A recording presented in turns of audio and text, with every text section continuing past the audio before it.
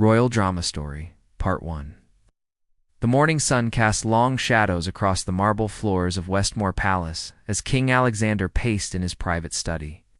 His weathered hands trembled slightly as he held the damning report that would change everything. For months, whispers had circulated through the palace corridors about Queen Isabella's family. But now he had concrete evidence of their betrayals. The investigation had revealed shocking truths about the Rothwell family's financial dealings. Isabella's brother Marcus had been secretly selling royal secrets to foreign press outlets, earning millions while damaging the crown's reputation. Her sister Catherine had been using her royal connections to secure illegal business contracts, profiting from her association with the throne. Most devastating of all, their mother, the Dowager Duchess Eleanor, had been orchestrating these schemes from behind the scenes, viewing her daughter's marriage as nothing more than a pathway to wealth and influence. Alexander's trusted advisor, Lord Hampton, stood silently by the window, understanding the gravity of the situation. The king had always been a man of principle, someone who believed that the monarchy's integrity was sacred and non-negotiable. The revelation that his beloved wife's family had been systematically exploiting their royal connection for personal gain felt like a dagger to his heart. The evidence was overwhelming and undeniable. Bank records showed suspicious transfers. Recorded conversations revealed their true intentions, and witness testimonies painted a picture of calculated manipulation. The Rothwell family had never truly accepted Isabella's role as queen. Instead, they saw her as their golden ticket to unlimited power and prosperity. What made the situation even more painful was Isabella's apparent ignorance of her family's schemes.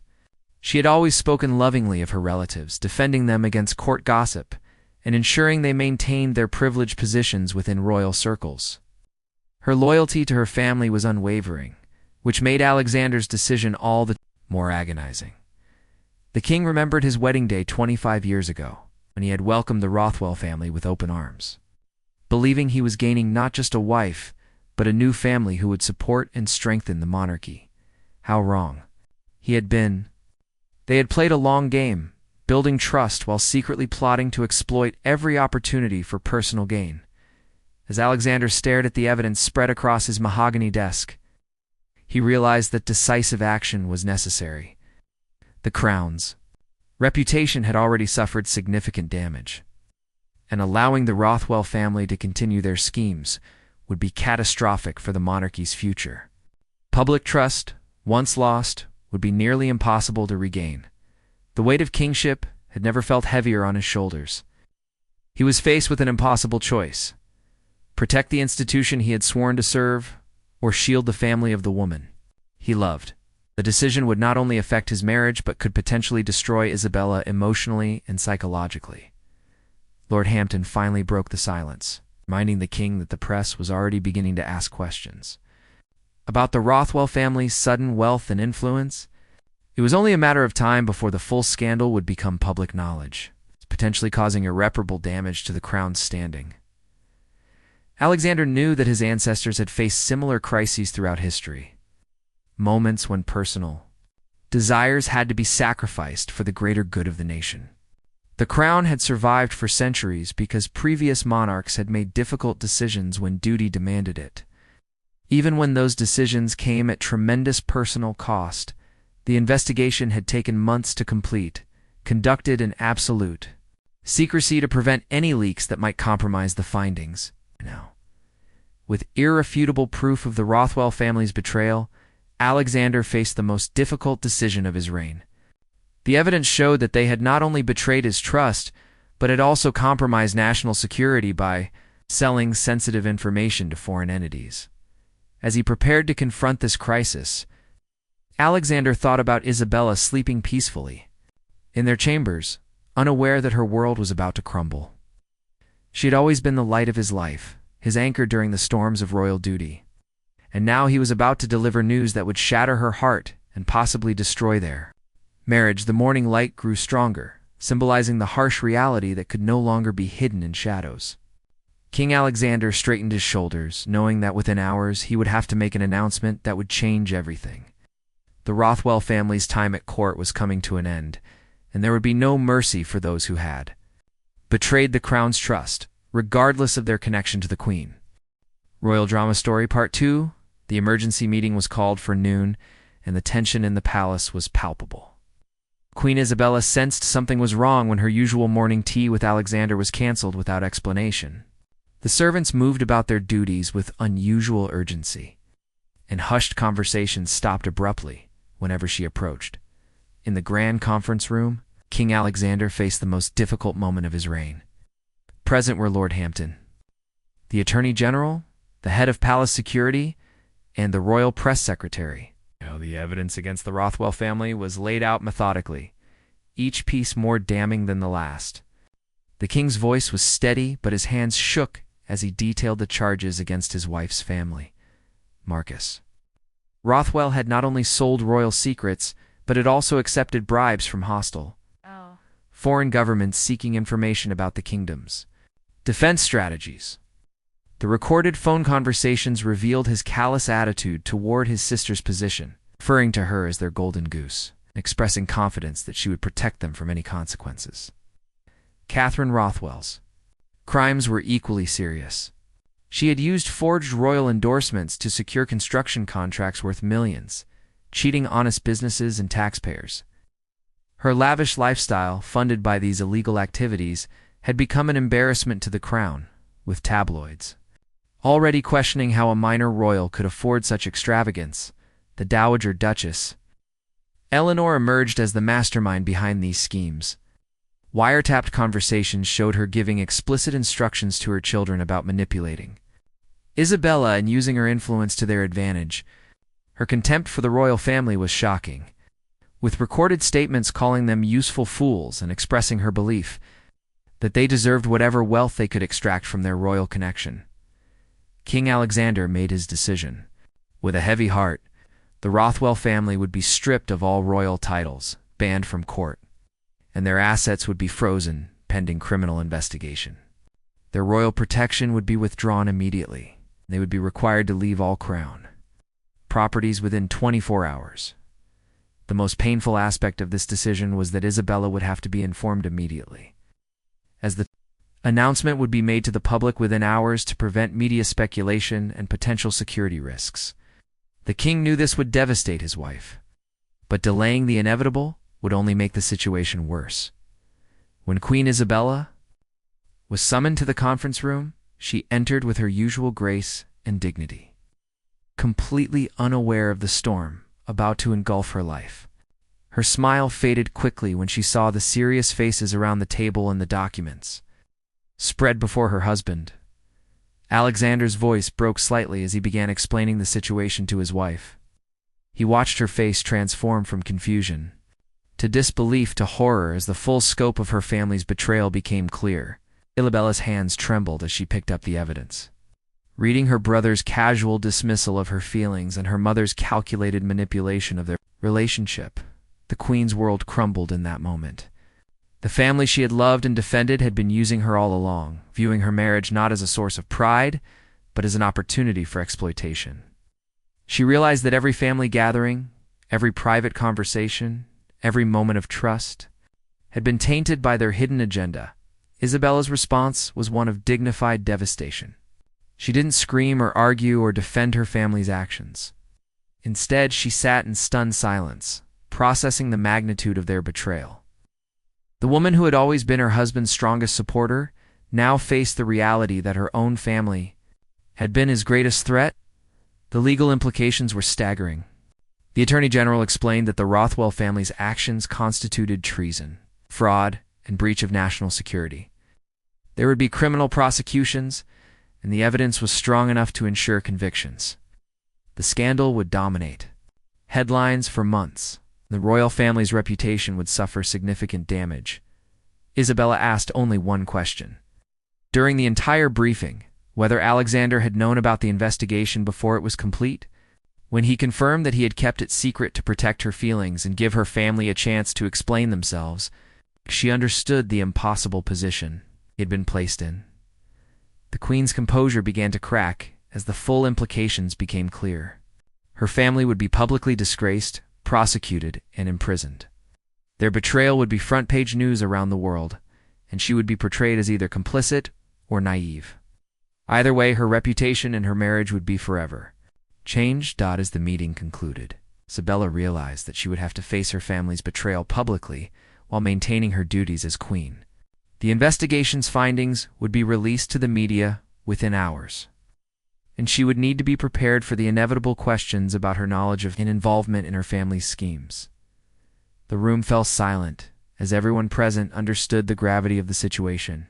The royal family was about to face its greatest crisis in decades, and at the center of it all was a queen whose heart was breaking as she discovered that the people she trusted most had betrayed not only her husband and the crown, but her as well. The Rothwell family's reign of deception was over, but the consequences would reverberate for years to come.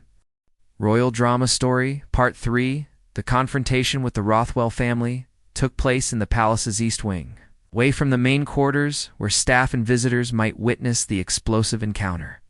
Queen Isabella, despite her emotional devastation, insisted on being present when her family was informed of their fate. She needed to see their reactions, to understand whether there was any remorse or if their betrayal ran even deeper than the evidence suggested. Marcus Rothwell arrived first, his usual arrogant swagger intact until he saw the assembled officials, and the evidence spread across the table. His face drained of color as Lord Hampton read the charges against him, but his initial response was not remorse, but anger. He immediately began making threats, claiming he had more damaging information about the royal family that he would release if they proceeded with their accusations. This reaction confirmed everything King Alexander had suspected about Marcus's character. Even when caught red-handed, he showed no shame or regret, only concern for his own survival. The recordings of his phone conversations were played aloud, and Isabella visibly flinched when she heard her brother's crude references to her marriage and his dismissive comments about her intelligence. Catherine. Rothwell's arrival brought a different kind of drama. Unlike her brother's aggressive defiance, she immediately broke down in tears, claiming she had been forced into the schemes by their mother and brother.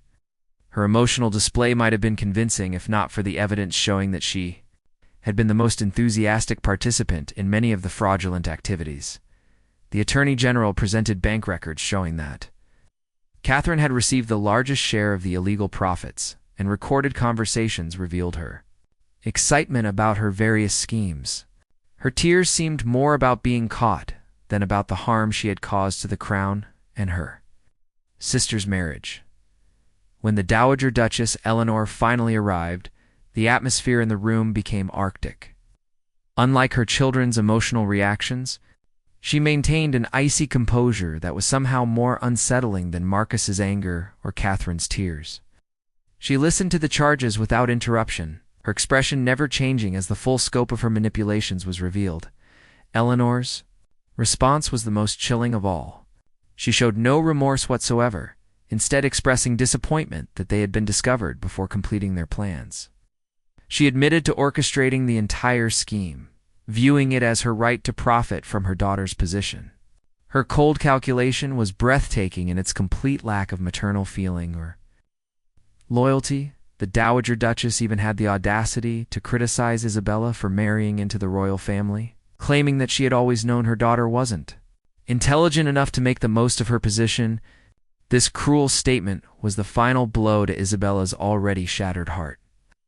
Revealing that her own mother had never truly loved or respected her, King Alexander watched his wife's face throughout this terrible scene. Seeing her realize that everything she had believed about her family was a lie. The people she had defended, supported, and loved had viewed her as nothing more than a means to an end. Their betrayal was complete and devastating. The security implications of the Rothwell family's actions became clearer during the confrontation. Marcus had sold information about the royal family's travel schedules, security arrangements, and private communications to multiple foreign agents. This had put not only the royal family but also government officials and diplomats at risk. Eleanor revealed additional schemes that had not yet been discovered, apparently believing that full disclosure might earn her some consideration. However, her revelations only made the situation worse, showing that the family's treachery had been far more extensive than even the investigation had uncovered, the most painful moment came when Isabella directly confronted her mother about the betrayal. She asked Eleanor how she could have used her own daughter so callously, and the Dowager Duchess's response was that Isabella should be grateful for the opportunities the family had created for themselves. There was no acknowledgement of wrongdoing, no apology, no recognition of the emotional damage they had inflicted. Isabella's composure finally cracked during this exchange. A strong, dignified queen who had supported her husband through numerous crises was reduced to tears by her family's complete lack of remorse. She had spent years defending them against court gossip and criticism, never imagining that the rumors were not only true but represented just a fraction of their actual crimes. The legal proceedings would be swift and decisive. All three family members would be arrested immediately, their assets seized and their royal titles stripped. The evidence was overwhelming, and their own admissions during the confrontation had only strengthened the case against them. As palace security prepared to escort the Rothwell family from the premises, Eleanor made one final cruel comment to her daughter. She told Isabella that she had always been disappointed in her. Marrying into royalty had been the only worthwhile thing she had ever accomplished, that she should have done more to protect her family's interests. This parting shot was designed to inflict maximum emotional damage, and it succeeded. Isabella would carry these words with her long after her family was gone, adding personal rejection to the professional betrayal she had already endured. The queen realized that she had never truly known the people who raised her, and this knowledge would haunt her for years to come. The confrontation ended with the Rothwell family being led away under guard, their reign of deception finally over. But for Queen Isabella, the real ordeal was just beginning, as she would now have to face the public consequences of her family's actions while trying to rebuild her shattered sense of trust and identity. Royal Drama Story, Part 4. The public announcement was scheduled for 4 o'clock in the afternoon, giving the palace press office just enough time to prepare a comprehensive statement about the Rothwell family scandal. Queen Isabella knew that within hours her private pain would become public spectacle, dissected by media outlets around the world and debated by millions of people who had never met her family but would now judge them harshly. In the hours leading up to the announcement, Isabella experienced a complete emotional breakdown in the privacy of her chambers. The strong facade she had maintained during the confrontation with her family finally crumbled, and she was overwhelmed by waves of grief, anger, and humiliation. Her lady-in-waiting, Sarah, found her collapsed on the floor of her dressing room, sobbing uncontrollably. The physical manifestations of Isabella's emotional trauma were alarming. She was hyperventilating, her hands were shaking violently, and she seemed unable to focus on anything around her. The palace physician was called immediately, and he administered a mild sedative to help calm her nerves. But the psychological damage would take much longer to heal. Alexander rushed to his wife's side. Dismissing all staff except Sarah and the physician, yelled Isabella as she wept, feeling helpless in the face of her overwhelming pain. This was not just about her family's betrayal of the crown. It was about the complete destruction of her understanding of who she was and where she was. Came from Isabella's greatest fear was that the public would believe she had been complicit in her family's schemes. Despite the evidence showing her innocence, she knew that conspiracy theories would spread, suggesting that she must have known about her family's activities and chosen to remain silent. The thought of being seen as a traitor to the country she had served faithfully for 25 years was unbearable. The couple spent an hour together in complete privacy, with Alexander reassuring his wife that he had never doubted her loyalty or integrity. He explained that the investigation had specifically looked for any evidence of her involvement, and had found none. If anything, the evidence showed that her family had deliberately kept her in the dark, knowing that her honest nature would have led her to expose their schemes. As the announcement time approached, Isabella made a brave decision. Despite her emotional state and her physician's recommendation that she rest, she insisted on standing beside her husband during the press conference. She wanted the public to see that she was facing this crisis with dignity and that she supported the Crown's decision to prosecute her family. The press conference was one of the most difficult in royal history. King Alexander read the charges against the Rothwell family with his characteristic stoic dignity, while Isabella stood beside him, her face pale but her posture erect. The assembled reporters were initially respectful, but the questions that followed were brutal and invasive. Isabella faced direct questions about her knowledge of her family's activities, her role in providing them with access to royal functions, and whether she would be stepping back from her royal duties. Each question felt like a physical blow, but she answered with grace and honesty, making it clear that she had been as shocked and betrayed as anyone by the revelations. The Queen's most powerful moment came when a reporter asked whether she regretted marrying into the royal family, given the pain it had caused her personally. Isabella's response was immediate and heartfelt. She said that serving the people of the kingdom had been the greatest honor of her life, and that she would not allow her family's betrayal to diminish her commitment to that service. The media reaction to the announcement was immediate and intense. Within minutes of the press conference ending, social media was flooded with commentary. Much of it sympathetic to Isabella, but some of it cruelly speculative about her possible involvement. The hashtag Queen Isabella began trending worldwide. With millions of people debating her innocence or guilt, international media picked up the story quickly, with royal correspondents from around the world providing analysis of the scandal's implications for the monarchy's future. Some commentators suggested that Isabella should abdicate her position to allow the royal family to recover from the damage, while others praised her courage in facing the crisis publicly.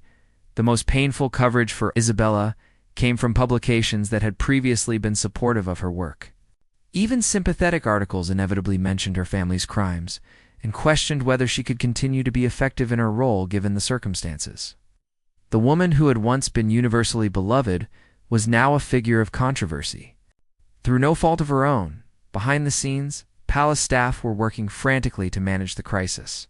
The switchboard was overwhelmed with calls from journalists. Security had to be increased due to the crowds of reporters and photographers gathering outside the palace gates. The normal routines of royal life were completely disrupted by the chaos surrounding the scandal. Isabella's scheduled public engagements for the following weeks were quietly canceled or postponed while the palace assessed the situation. Her private secretary received hundreds of letters from well-wishers, but also some that were critical or even threatening. The Queen's world had changed completely in the space of a single day.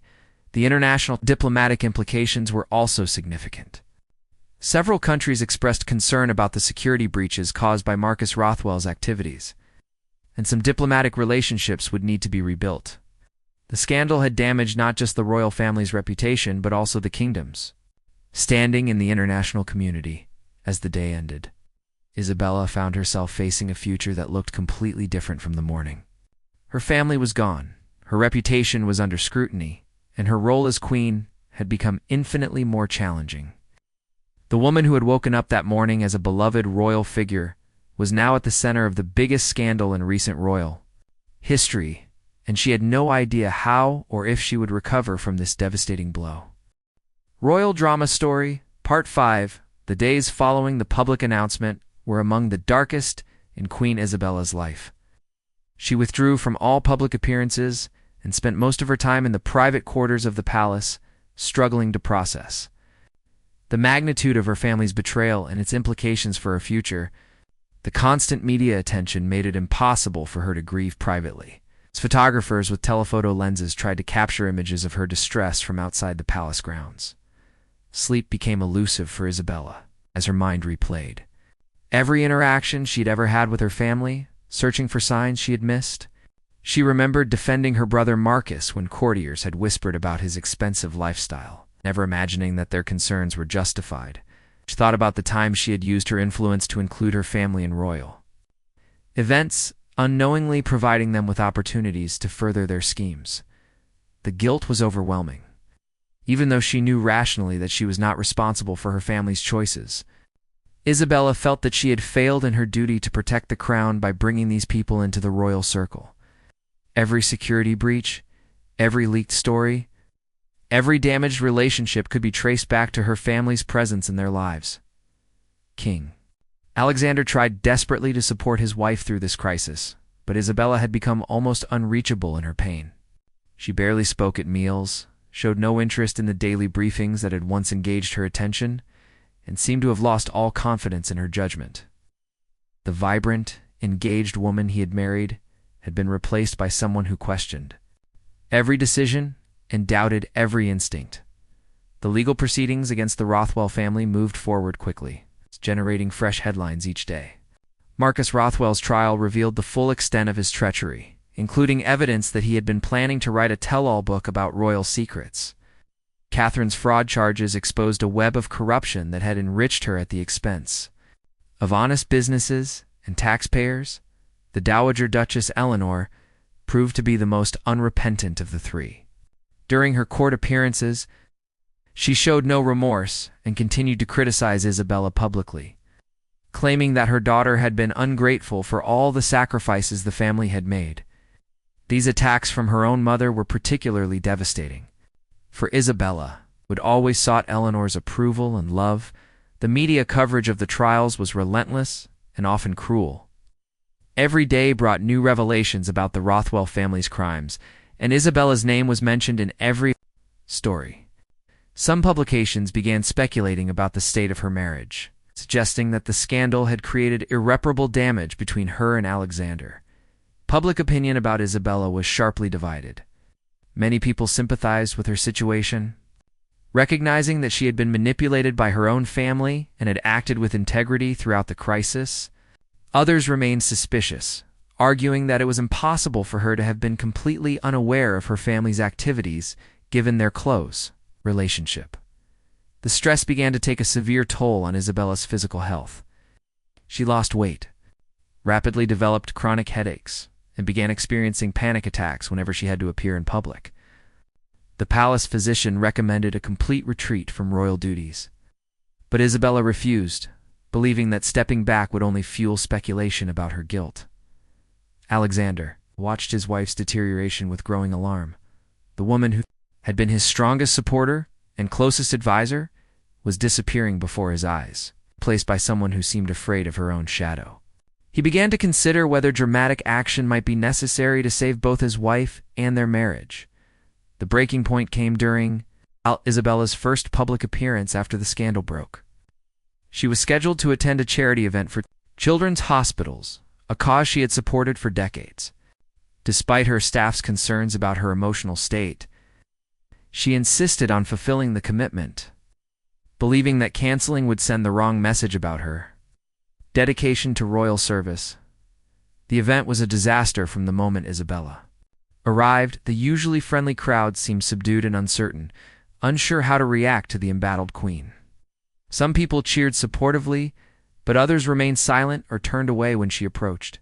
The photographers were aggressive in their pursuit of unflattering images, and several protesters had gathered outside the venue with signs calling for her resignation. During her speech to the assembled guests, Isabella's composure finally shattered completely. She began speaking about the importance of supporting vulnerable children, a topic that had always been close to her heart, but suddenly found herself overwhelmed by memories of her own childhood and her mother's recent cruelty. Her voice began to shake, tears started flowing, and she found herself unable to continue. The moment was captured by dozens of cameras and immediately broadcast around the world. Images of the crying queen became front-page news globally, with headlines focusing on her apparent breakdown rather than the charitable cause she was supporting. The woman who had once been a symbol of strength and dignity was now seen as fragile, possibly unfit for her role. Isabella's collapse at the charity event marked the lowest point of the entire crisis. She returned to the palace in a state of complete emotional exhaustion, finally acknowledging that she could not continue her royal duties while carrying the weight of her family's betrayal. The strong facade she had maintained for weeks had finally crumbled, and she needed time to heal both emotionally and physically. King Alexander realized that his wife's well-being had to take priority over all other considerations. The monarchy had survived scandals before and would survive this one. But Isabella might not recover if she continued to push herself beyond her limits. The time had come for difficult decisions about their future. decisions that would affect not only their marriage but also the institution. They had both sworn to serve. The palace announced that Queen Isabella would be taking an indefinite leave of absence from royal duties to focus on her health and recovery. The statement was carefully worded to avoid speculation about her mental state. But everyone understood that the Rothwell family scandal had broken the Queen's spirit in ways that might never fully heal. Royal Drama Story Part 6. 3 months after the scandal broke, Queen Isabella began the slow process of rebuilding her life and identity. The enforced retreat from public duties had given her time to process the trauma of her family's betrayal. Though the healing process was far from complete, she spent her days in the palace's private gardens, reading, painting, slowly rediscovering who she was without the influence of the people who had manipulated her for so long. The trials of the Rothwell family had concluded with predictable results. Marcus received a 15-year sentence for treason and fraud. Catherine was sentenced to 8 years for corruption, and the Dowager Duchess Eleanor was given 12 years for orchestrating the conspiracy. The harsh sentences sent a clear message that betraying the crown would not be tolerated, regardless of one's connection to the royal family. Isabella had chosen not to attend any of the court proceedings, unable to face seeing her family in the dock. Instead, she received daily updates from Lord Hampton, learning about new revelations of their crimes that continued to emerge during the trials. Each new detail of their betrayal was painful, but also helped her understand that she had been a victim rather than an accomplice. The public's perception of Isabella had gradually shifted during her absence from royal duties. The initial suspicion and speculation had been replaced by sympathy as people realized the extent to which she had been manipulated by her own family. Letters of support arrived daily at the palace, many from people who had experienced similar betrayals by family members and understood her pain. King Alexander had been Isabella's constant support throughout this difficult period, never wavering in his belief in her innocence or his commitment to their marriage. He had taken on additional royal duties to compensate for her absence, and his handling of the crisis had actually strengthened public confidence in the monarchy. His loyalty to his wife while maintaining his duty to the crown had earned widespread respect. The healing process was not linear, and Isabella experienced many setbacks along the way. Some days she felt strong and ready to resume her royal duties, while others found her overwhelmed by memories of her family's betrayal. Physicians and counselors who supported her recovery emphasized that trauma of this magnitude required patience and understanding. One significant step in Isabella's recovery was her decision to meet with some of the people who had been harmed by her family's crimes. She arranged private meetings with business owners who had been cheated by Catherine's fraudulent contracts, and with palace staff who had been unfairly suspected of leaking information that Marcus had actually sold. These meetings were emotionally difficult, but helped Isabella understand the full impact of her family's actions. The most challenging aspect of Isabella's recovery was rebuilding her ability to trust her own judgment. The realization that she had been completely deceived by the people closest to her had shattered her confidence in reading people and situations. Every new relationship and interaction was colored by doubt and suspicion, making it difficult for her to connect with others authentically. 6 months after the scandal, Isabella made her first tentative return to public duties with a carefully chosen engagement at a domestic violence shelter. The symbolism was intentional, as she wanted to support other women who had been betrayed by people they trusted. Her speech at the event was deeply personal, acknowledging her own experience of family betrayal without dwelling on the details. The public response to Isabella's return was overwhelmingly positive. The crowds who gathered to see her were warm and supportive, and many people openly wept when they saw her obvious emotion at being welcomed back. The queen who returned to public life was different from the one who had left. She was more vulnerable, but also more authentic in her connection with people who had suffered. Isabella's relationship with Alexander had actually grown stronger through the crisis, though it had been tested in ways they never anticipated. They had learned to communicate more openly about their fears and doubts, and their shared experience of protecting the monarchy while supporting each other had deepened their bond. The scandal that could have destroyed their marriage had instead revealed its true strength. The long-term impact of the Rothwell scandal would be felt for years to come. New security protocols were implemented to prevent similar breaches, and the royal family became more cautious about extending trust and access to extended family members. The monarchy had survived the crisis, but it had been forever changed by the experience. As Isabella gradually resumed more of her royal duties, she brought a new perspective to her role. Her experience of betrayal and recovery made her more empathetic to others facing similar challenges, and her work with victims of domestic violence, fraud, and family abuse became increasingly important to her. The pain she had endured was transformed into a source of strength for helping others. The Rothwell family remained in prison, their names forever associated with one of the most shocking betrayals in royal history. Isabella had made the difficult decision to cut all contact with them, recognizing that maintaining any relationship would be harmful to her recovery and potentially dangerous for the crown's security. 1 year after the scandal broke, Queen Isabella stood before a crowd of thousands at a charity gala, speaking confidently about the importance of resilience in the face of betrayal. The woman who had once collapsed under the weight of her family's crimes had emerged stronger, wiser, and more determined than ever to serve her people with integrity and compassion. The Rothwell scandal had tested the monarchy's strength, but it had ultimately proven that truth, justice, and genuine service to others could overcome even the most devastating betrayals. The royal guards who had witnessed her collapse now watched with pride as their queen demonstrated that true nobility comes not from birth or title, but from the courage to face adversity with grace and emerge from it with one's principles intact. Isabella's journey from victim to survivor had become an inspiration to people around the world who faced their own battles with betrayal and loss.